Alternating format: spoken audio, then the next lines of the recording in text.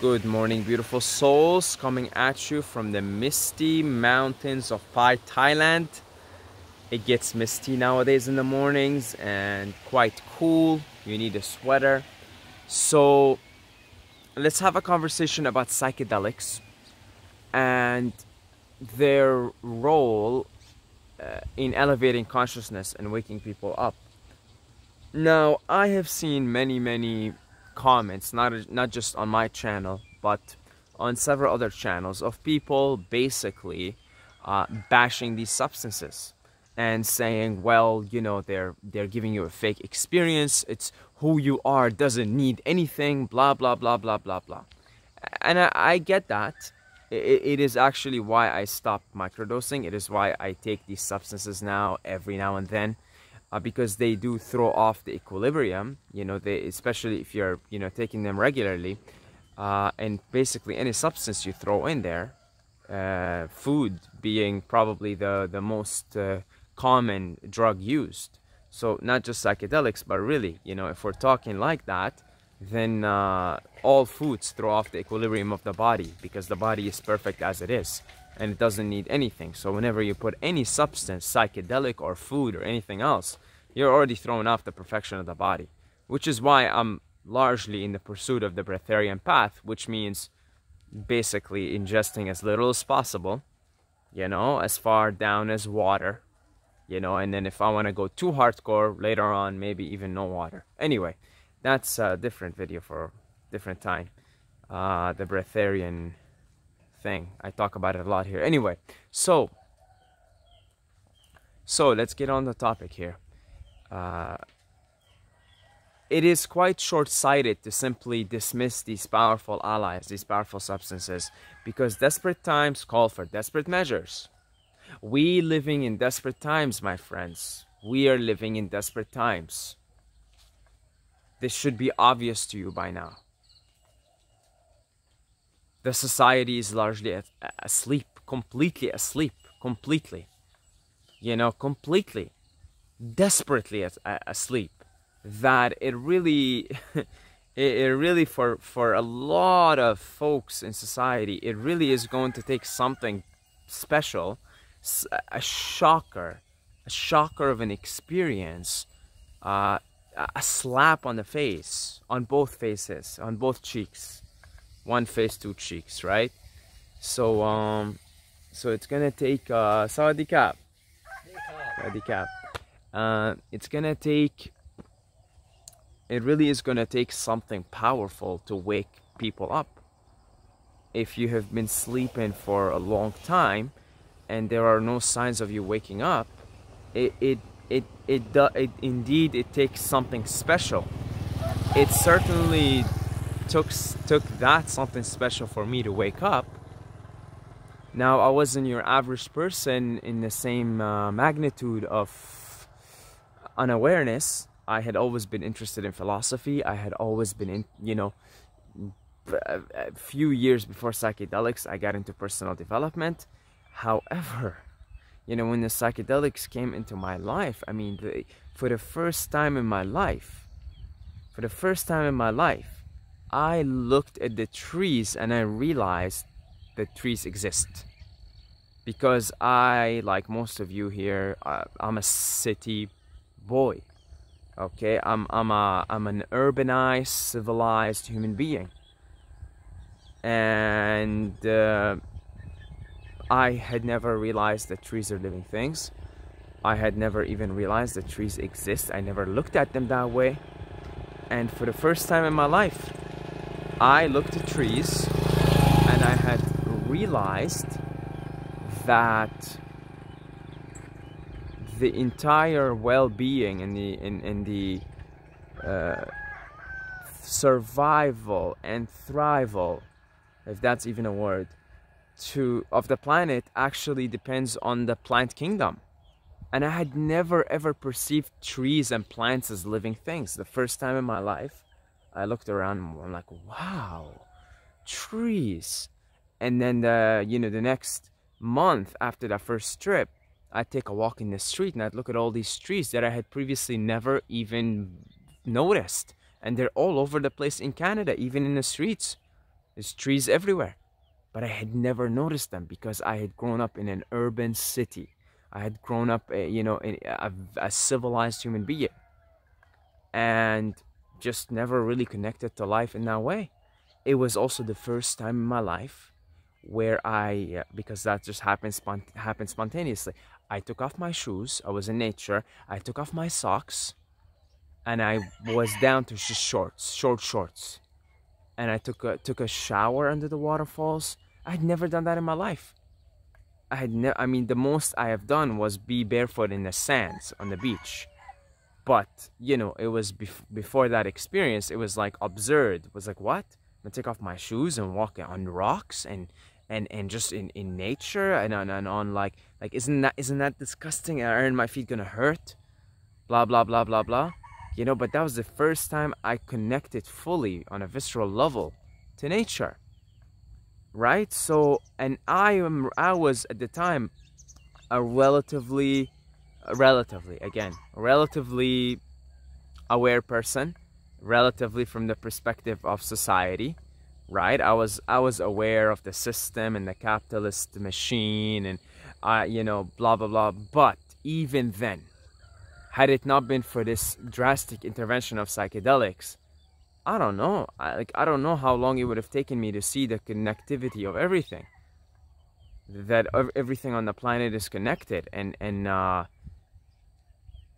so that's I needed desperate. I mean, I was desperate. You know, I was desperate, right? And I needed a drastic measure. Desperate times call for desperate measure.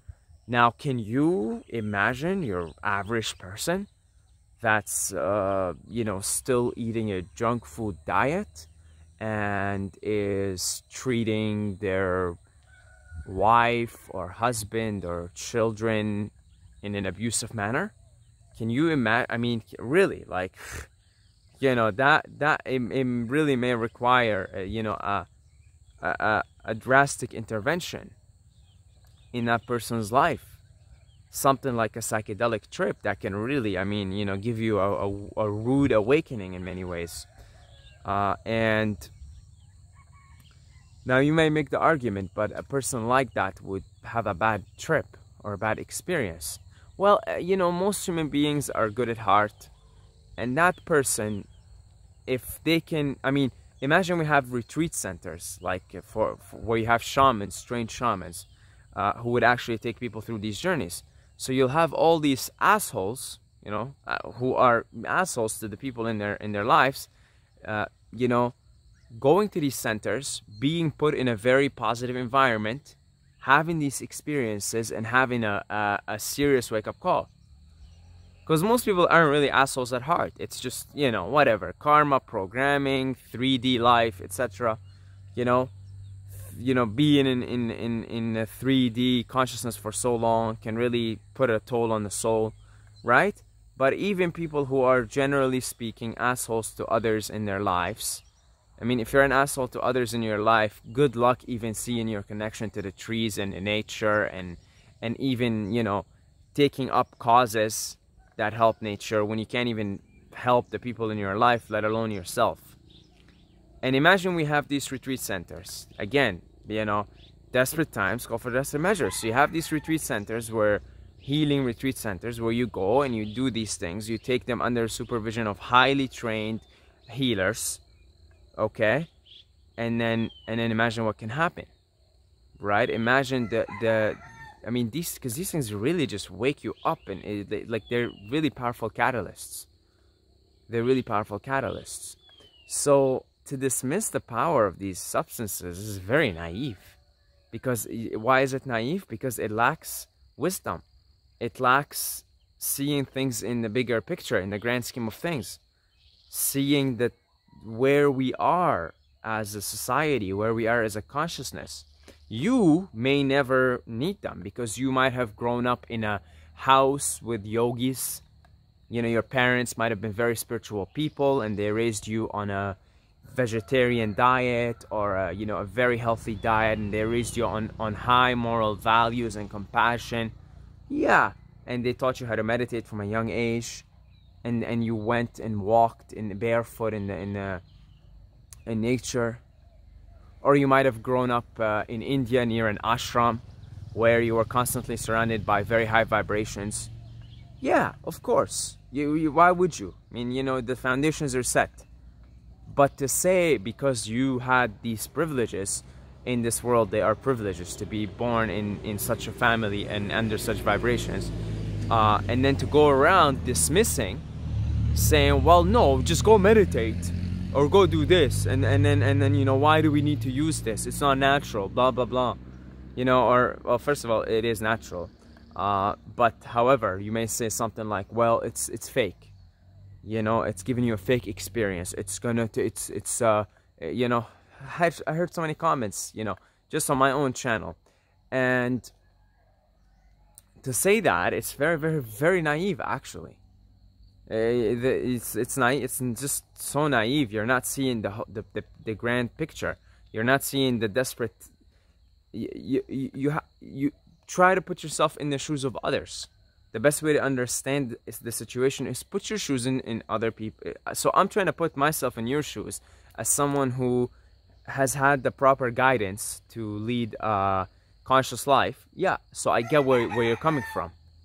I see what you're saying, and I actually agree with you. This is why I only dabble with these substances now, every now and then. If I feel a calling every now and then, because I totally get it. I see that.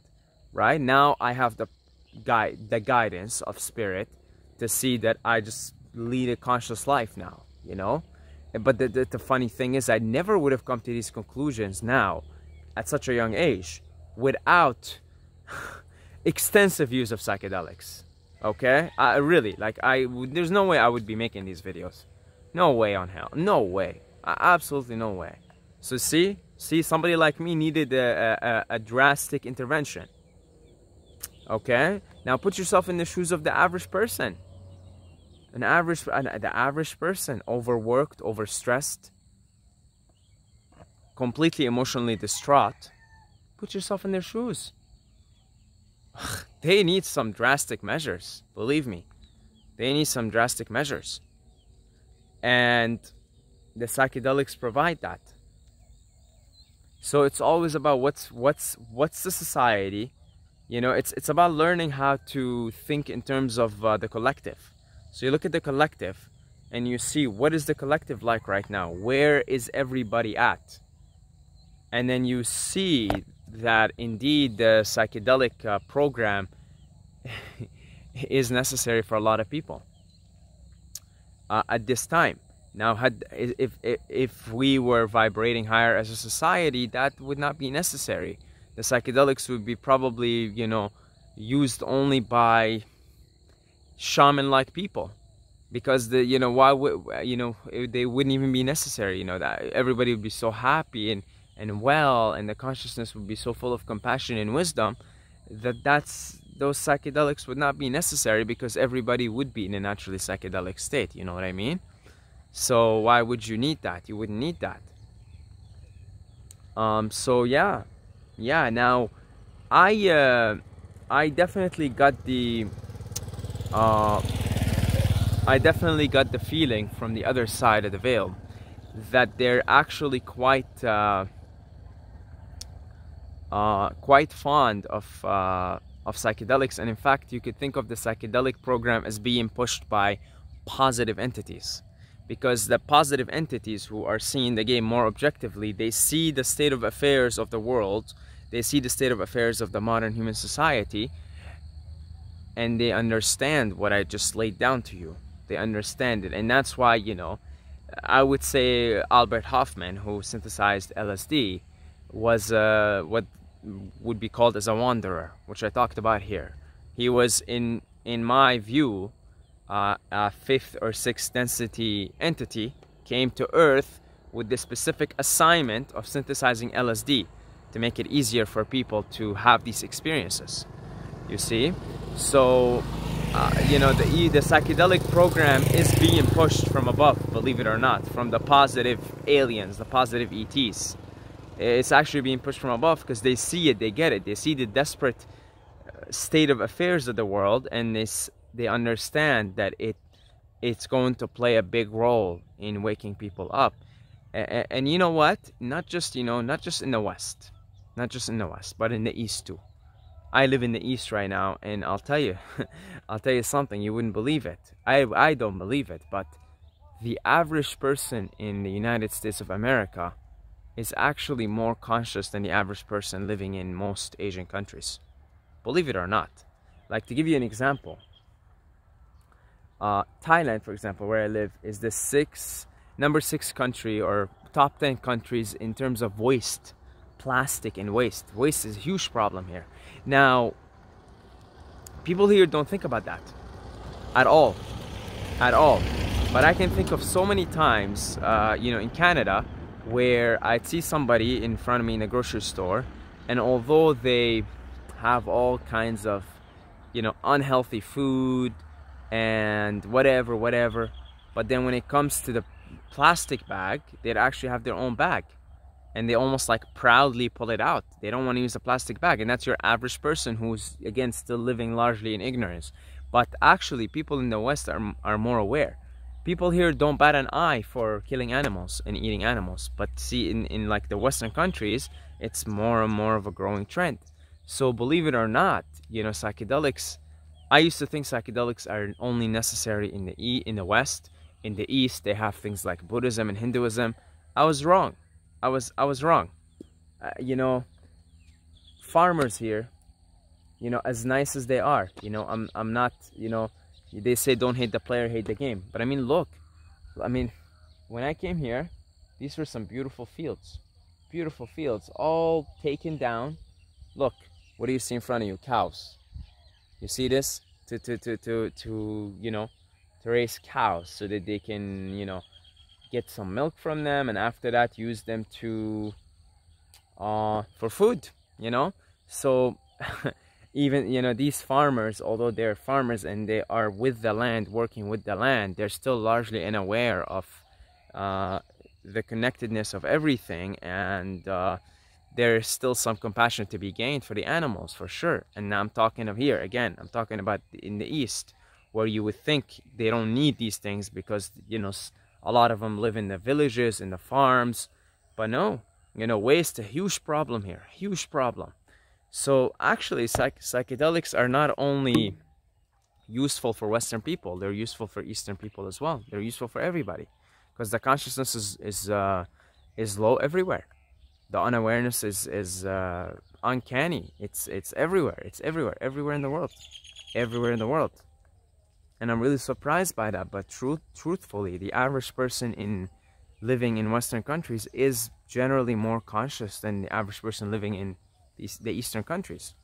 So, like, yeah, like the role of, honestly, the role of these Buddhism and Hinduism here is largely ceremonial. Really, it's largely ceremonial, you know. And yeah, so yeah, these things are powerful, and they have a huge role yet to play. And although I am no longer participating so much in the psychedelic world, I will continue to raise awareness on their power, on their possible, immense, tremendous benefit to humanity, to the planet, to the animals. And yeah, we'll just keep it going, we'll keep it rolling. So yeah, thank you to the Patreons for your constant support, continued support. I love you guys. Thank you to all the people who supported on PayPal. If you would like to donate in any way, a couple of bucks a month on Patreon, or just one-time donations on PayPal, you could do that in the description. Links are there. I love you guys, and until next time, may the force be with you.